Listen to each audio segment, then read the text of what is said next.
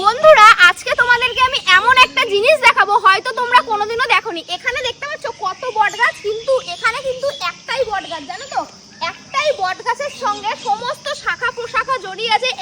এমন একটা বটগাছ, এই যে বটগাছটা হলো মেন এইটা বা ওইটা, ঠিক আছে?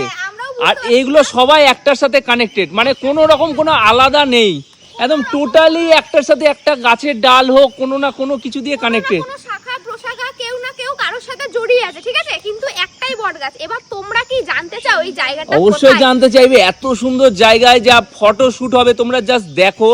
এখানে একটা ভাই উপরে উঠে বসে আছে, প্রীতম ভাই। আর এই যে দেখো জায়গাটা এত সুন্দর, জাস্ট শুটিং করার মতো লোকেশন, তাই না? ফটোশুটও দারুণ হবে, ফটোশুট বলো, ভিডিও বলো, রিলস বলো। আমি লোকেশনটা বলে দিই। লোকেশনটা কোথায়? লোকেশনটা আমিই বলে দিই, ঠিক আছে? এটা হচ্ছে লোকেশন হচ্ছে মালদা জেলার বামনগুলা থানার অন্তর্গত পাকুয়া থেকে একটু ভিতরে সিমলা যেতে পড়ে, সিমলা মালঞ্চর রাস্তাতে, ঠিক আছে? এই যে সেই রাস্তা দুর্দান্ত। আর এখানে হচ্ছে আমার মামা। কেমন আছো মামা? কেমন লাগছে জায়গাটা? সলিড একদম নেচারের সাথে। ও ভাই, এখানে বসে প্রকৃতির ফিলটা পাওয়া যাবে, ঠিক আছে? একদম প্রাকৃতিক যে হাওয়াটা, এত সুন্দর শীতল হাওয়া। ওয়াও, সবাই এসো এই জায়গাটা ফটোশুট করে এই জায়গাটাকে ভাইরাল করে দাও। এটা বটতলা বলে ভাইরাল হবে, তাই একদম ভাইরাল বটতলা। ওয়াও।